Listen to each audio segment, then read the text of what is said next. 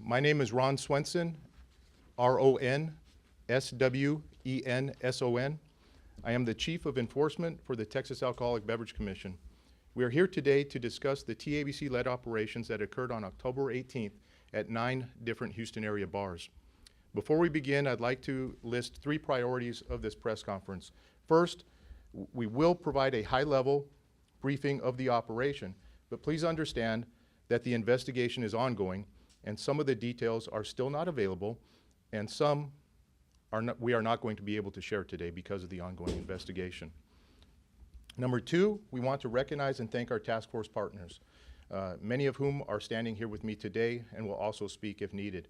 One that I'd really like to highlight is State Representative Charles Cunningham. Sir, thank you very much for your support in being here today. And third, and most importantly with any of these types of operations, is we are here to seek out information on potential human trafficking victims and ensure that we can help as many people as possible. To begin, TABC led simultaneous operations at these 9 locations with the help of the Houston Police, Harris County Sheriff's Office, DPS, the FBI, and many more agencies, to include the Human Trafficking Rescue Alliance, which is housed here at the Houston Police Department. In total, over 200 people, both peace officers, criminal analysts, and victim services professionals from non-governmental organizations were involved. I am very proud to report that each operation was conducted safely and quickly. We identified over 80 women inside these locations who were possible victims of human trafficking. We also executed 4 arrest warrants related to the investigation. Each of these locations was then issued an emergency order in accordance with Alcoholic Beverage Code 11.614, which authorizes TABC to suspend a business for up to 90 days if the business would constitute a continuing threat to public safety. Also, none of this would have been possible without our partners. TABC is a relatively small agency with just over 200 peace officers. Therefore, the cooperation and sharing of resources was vitally important to the success of these operations. To quote J. Edgar Hoover, the most effective weapon against crime is cooperation. The efforts of law enforcement agencies with the support and understanding of the American people. Lastly, we are taking a very victim-centric approach to this investigation. You will hear from the TABC Victim Services Coordinator very soon. She will speak in both English and Spanish. She will provide additional information on how potential victims of human trafficking can report it to TABC or other agencies for help. Again, thank you for being here. I will turn this over to TABC Chairman Kevin Lilly for additional comments, and we will be available afterwards for questions at the end. Thank you, Chairman Lilly. Yeah, right here, thanks.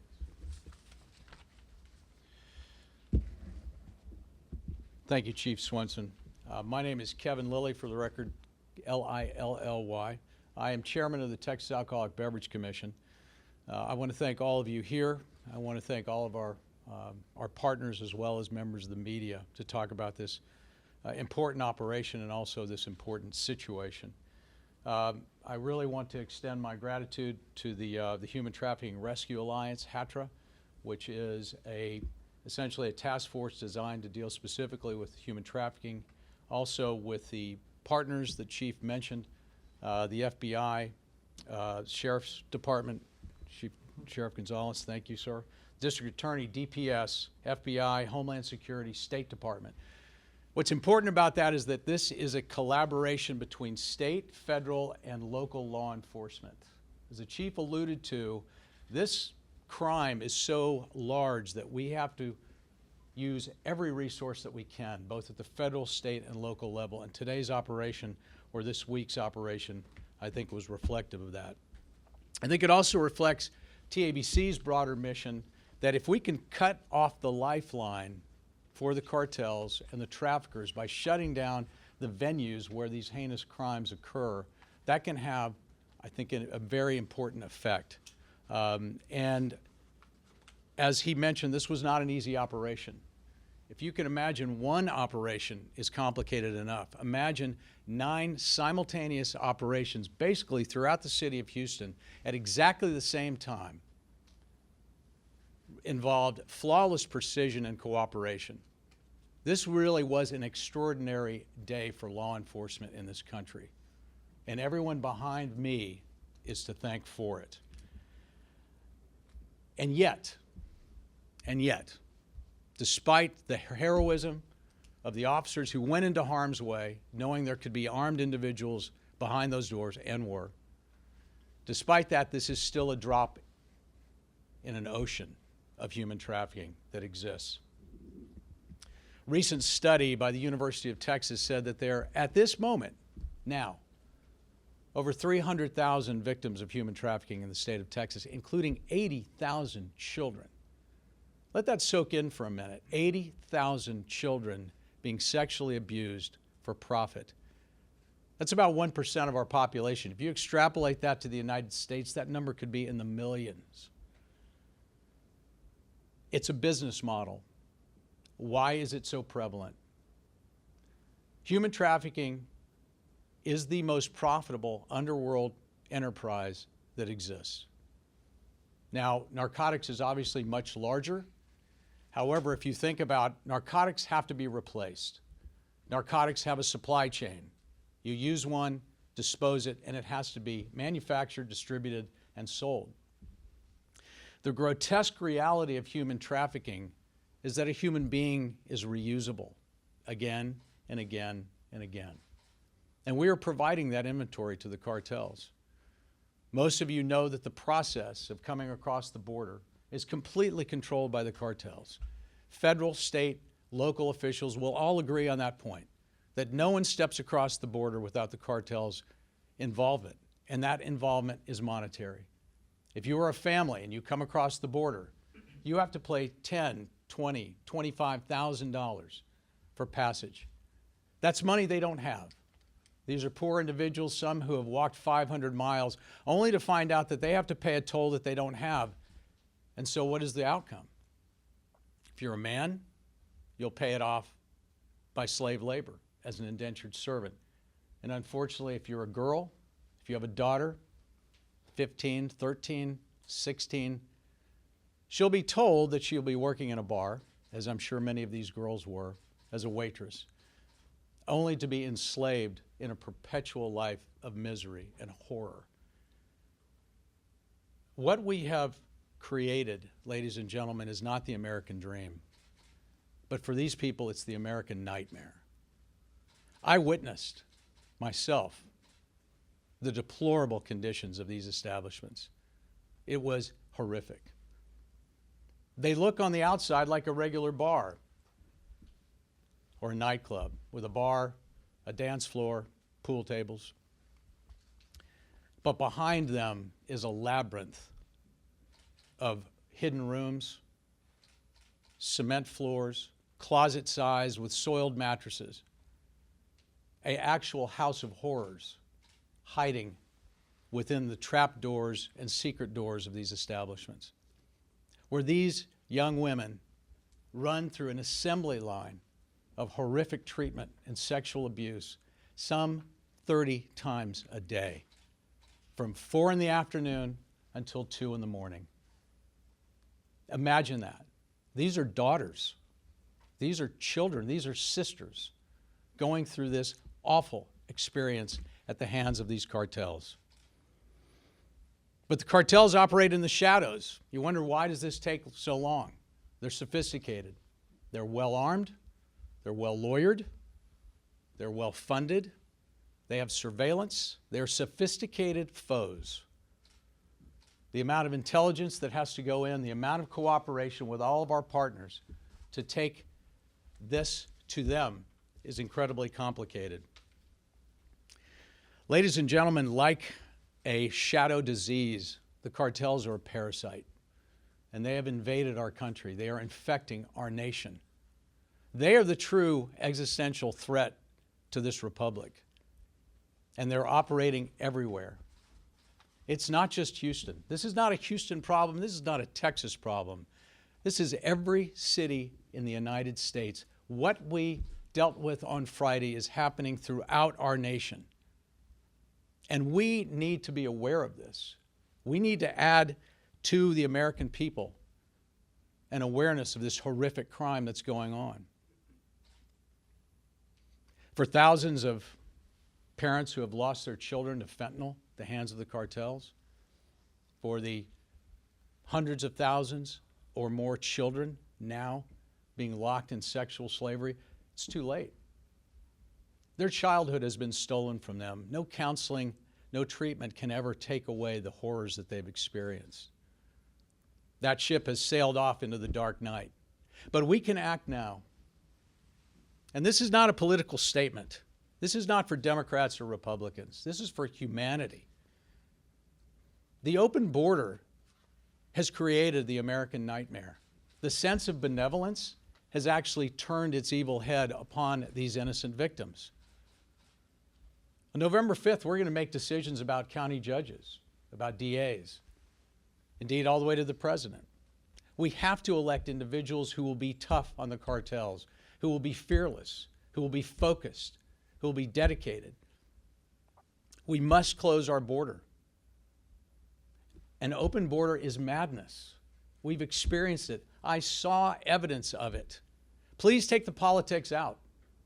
We have to act now. We have to end catch and release. We have to deal with the cartels. We have to declare them the enemy of our country and take action.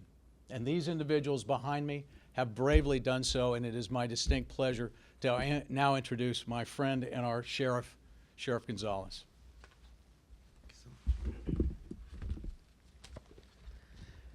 Chairman Lilly, thank you so much. Chief Swenson, David Witt, to all of the TABC team, thank you so much for leading this initiative. To all our partners, Chief Tin, thank you, and the Houston Police Department for hosting us here today and being a part of this, representative and our DPS partners and everyone gathered here.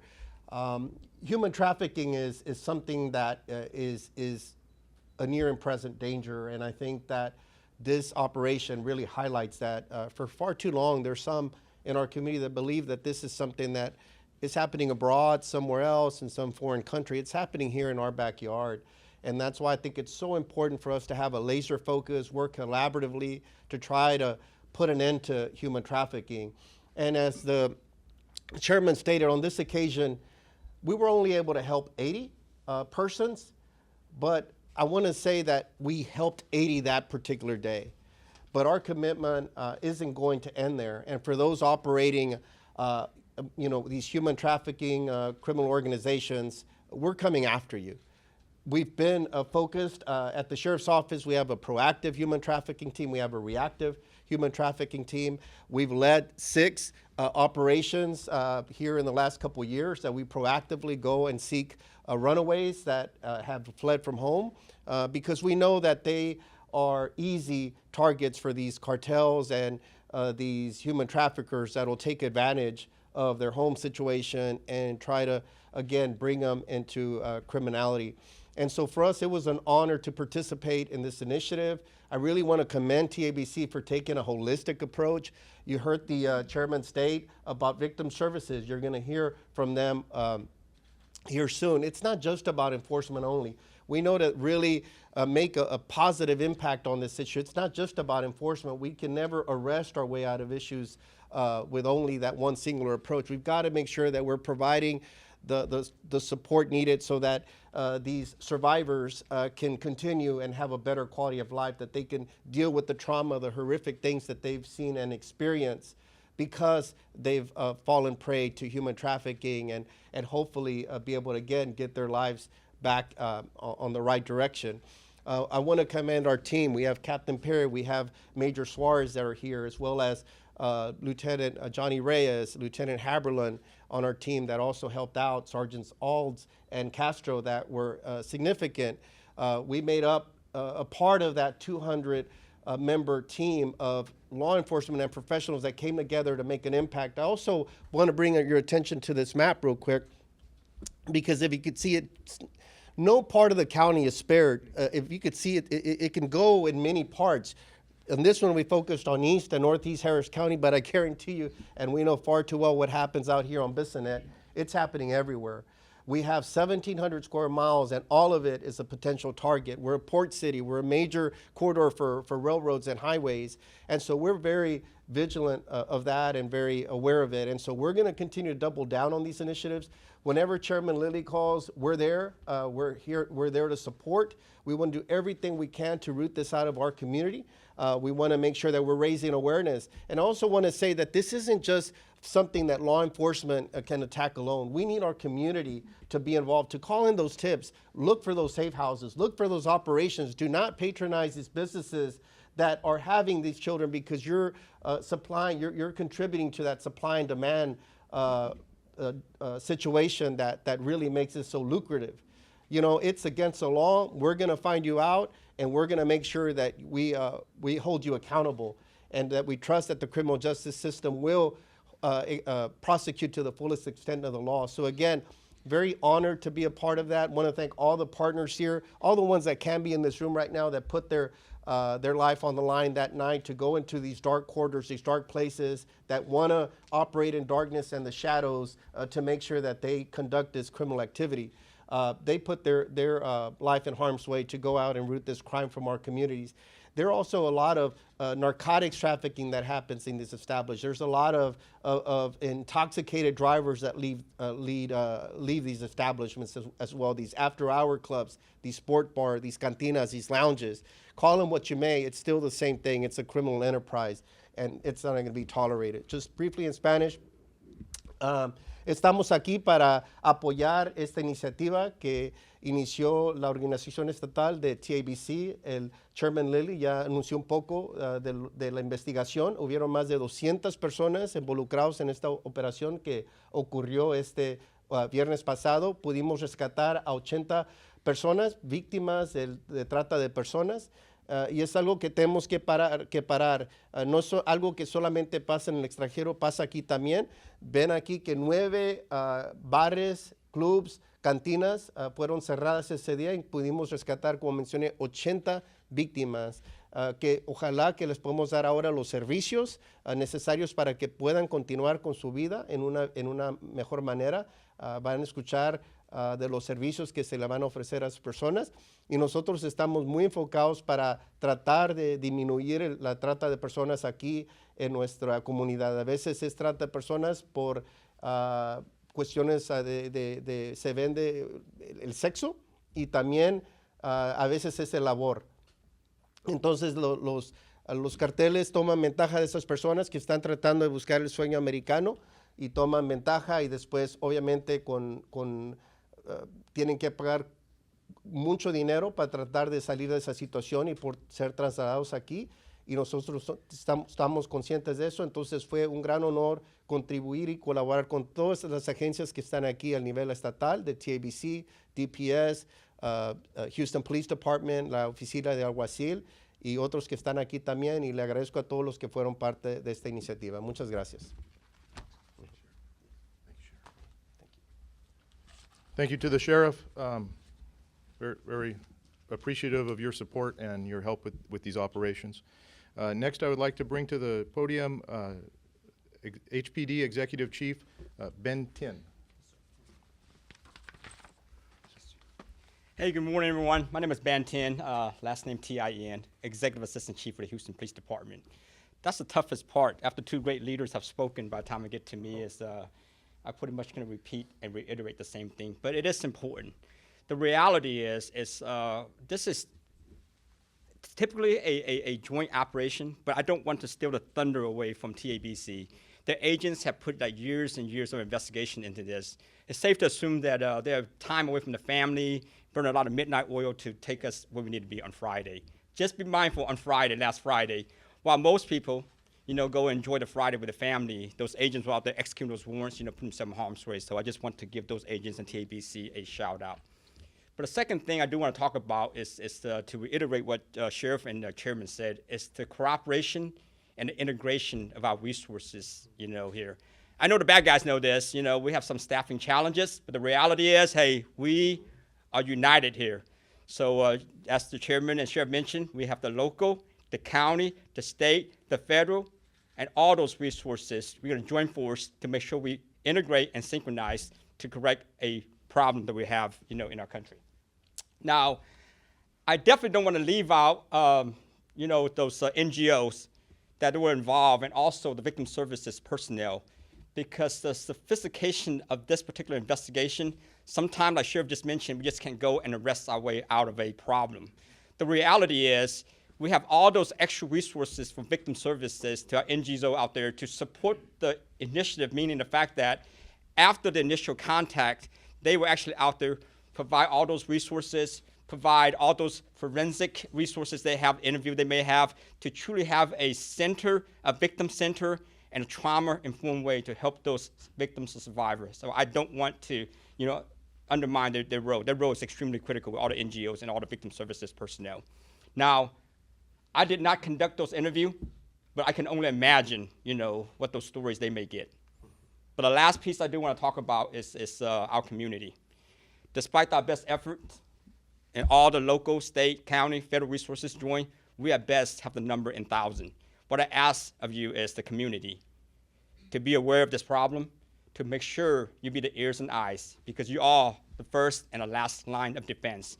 Collectively, we are in the thousands. But as a city, if we all be aware of what we're looking for, we're in the millions. A million sets of eyes can look out there to look for stuff that report to us, right?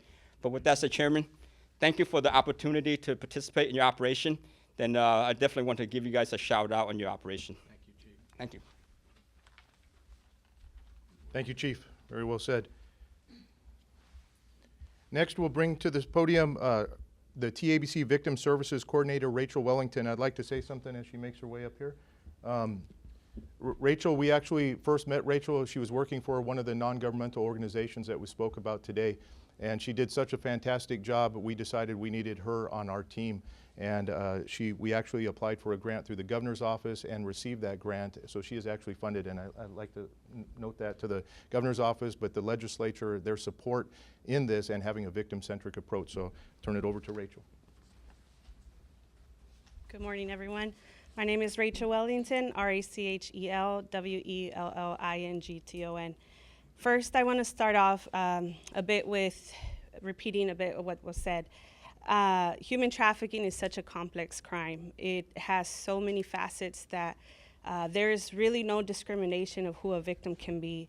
But one thing that's really in common with victims is their vulnerabilities. Traffickers know how to prey on victims' vulnerabilities, whether that be poverty, a broken home, looking for love, false relationships, relationships that have devious intentions. And it's easy for females to fall prey into this crime. And some things that are in common as well in how traffickers, and I speak for potential victims out there, is first they target their vulnerabilities and give them false promises of hope of a better life, especially if they are at ends meet, if they are looking for family or looking for community. They know the words to say. They know how to really get someone to trust them. As soon as the trust is there, that's where the exploitation may begin, whether it's sex or labor trafficking. And one thing that's really huge with human trafficking and why it's hard for victims to make outcries or to ask for help, it's the psychological manipulations that traffickers give to their victims. This is a very psychological crime where it takes time for us as law enforcement to build cases, for us to build rapport with victims, to gain their trust again. They trusted once and it backfired. For them to trust again, it takes work and takes dedication, not just from us, as was mentioned several times. I am just one person working here at TABC as Victim Services Coordinator, but it really takes a village with HTRA. And we partner with NGOs, especially for what happened Friday night. I could not speak with more than 80 people, but we had a team of dedicated personnel with YMCA International, BCF Common Thread, law enforcement victim services as well were there. And they were a huge support for us to be able to assess for any human trafficking basic needs that the victims may have. And once we do, after we finish interviewing these victims, we provide services and we provide any support that they may need after the fact. We know that it may take time for them to ask for help, but when they do, we're ready for safe shelter, for basic needs, for mental health, medical care, Houston is well capacitated to support victims, and we're very happy with our partners to be able to support us in this endeavor. But if you are a victim or know someone that has encountered any victimization, there are numbers to call, especially with the National Human Trafficking Hotline, which I'll repeat. It is 888-3737-888. You can also use a text message through 233-733. Now we repeat this message again in Spanish. Buenos días, mi nombre es Raquel Wellington. Soy la coordinadora de servicios a víctimas de la Comisión de Bebidas Alcohólicas aquí en el estado de Texas, o TABC. TABC es reconocido como una agencia policíaca estatal y lo que nosotros hacemos es querer ayudar a víctimas de trata. Tiene varios nombres, puede ser trata de personas, tráfico humano, trata de blancas, como es reconocido en los países de uno. Y en realidad el tráfico humano es un crimen bien complejo, donde tiene varios elementos, donde no hay discriminación de quién puede ser víctima. Muchos de los traficantes usan las vulnerabilidades de víctimas. Puede ser de la pobreza, puede ser de querer un futuro mejor, puede ser una relación amorosa con diferentes intenciones. Y ya cuando uno cae en esas falsas promesas, comienza la explotación, en hacer cosas que no querían hacer. Puede ser explotación laboral o explotación sexual. Y lo que hemos visto en estos tipos de casos, como el viernes, se ve infelizmente la prostitución forzada y también el fichar con clientes.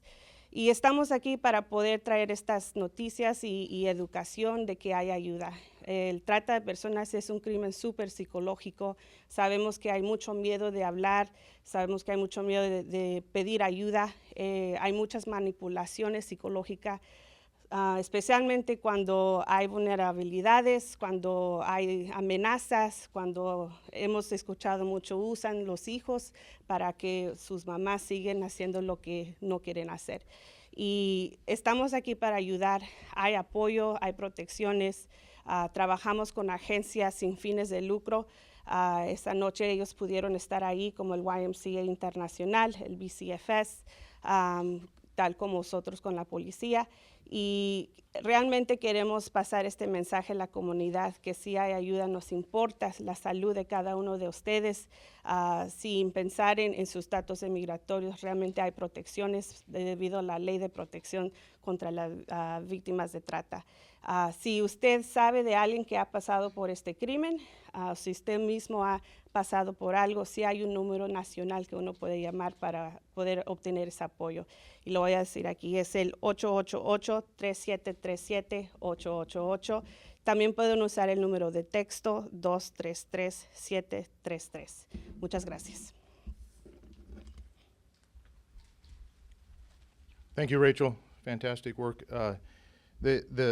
The contact information that she provided, which was the old Polaris number, which is now called the Human Trafficking Hotline, is a fantastic way to reach out.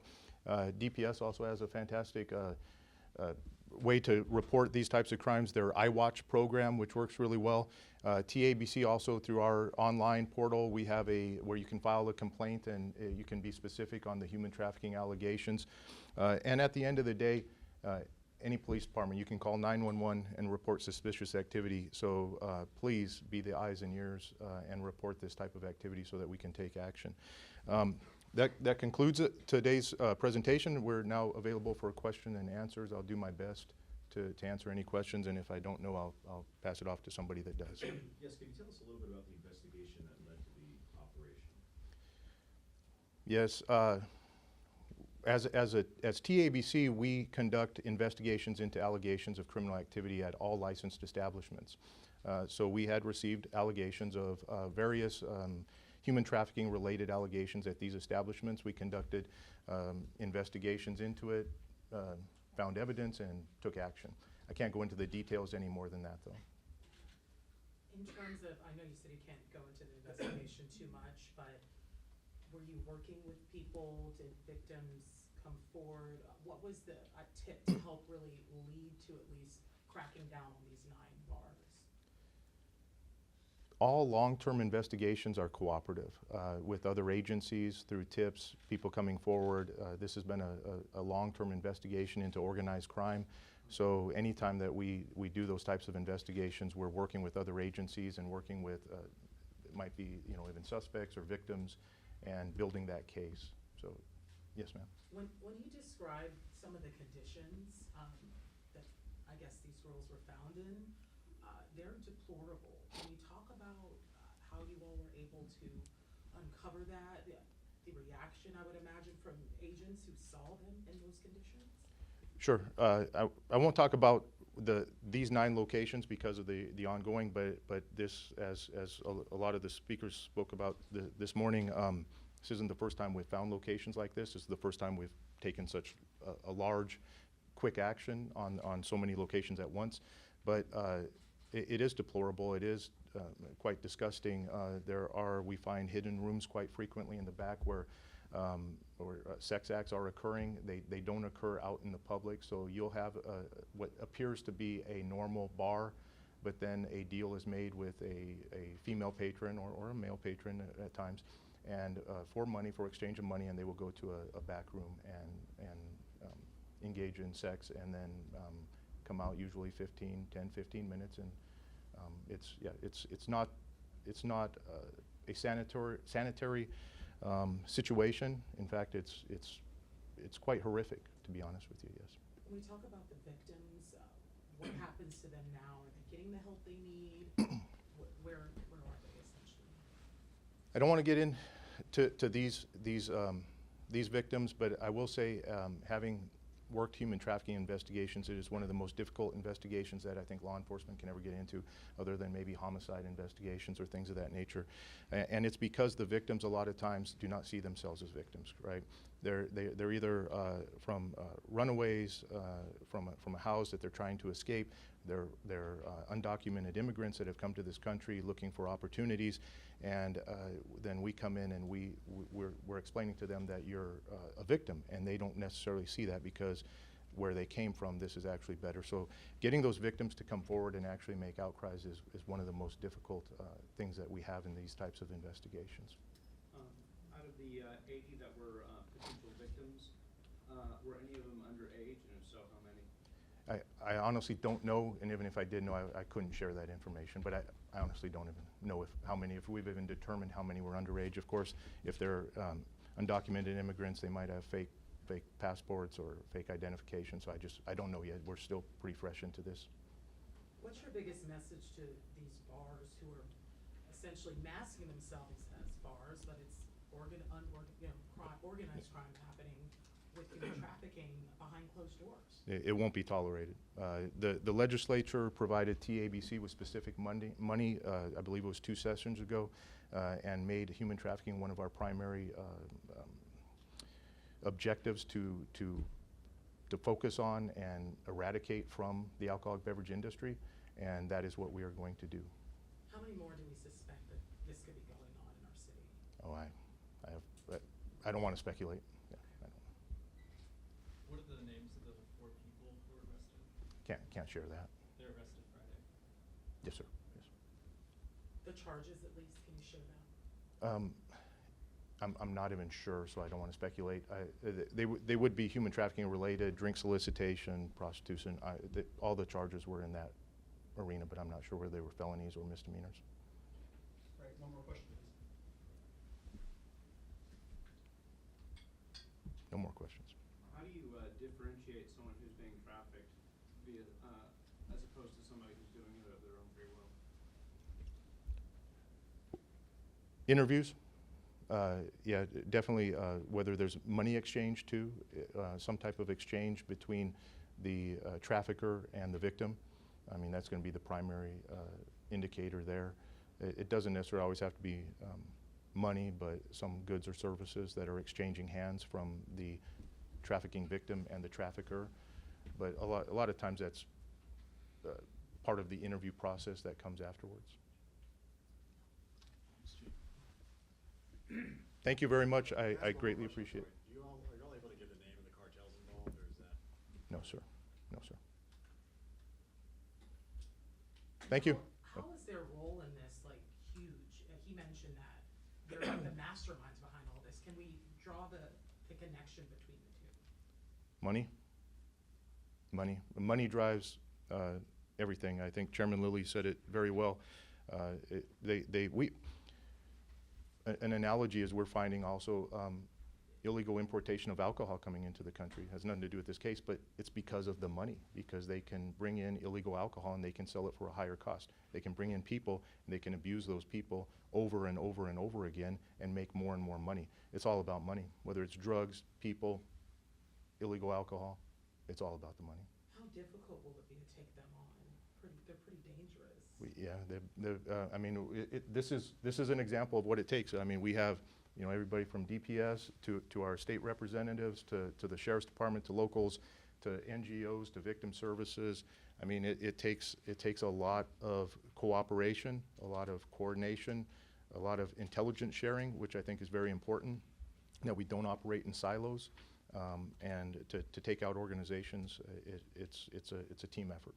200 was about 200 agents involved? Yes, ma'am. Yes, ma'am. And no one was hurt in this process? No, ma'am. Agents? No, ma'am. We had each location under our control, for lack of a better term, within 10 minutes. Thank you. Yep.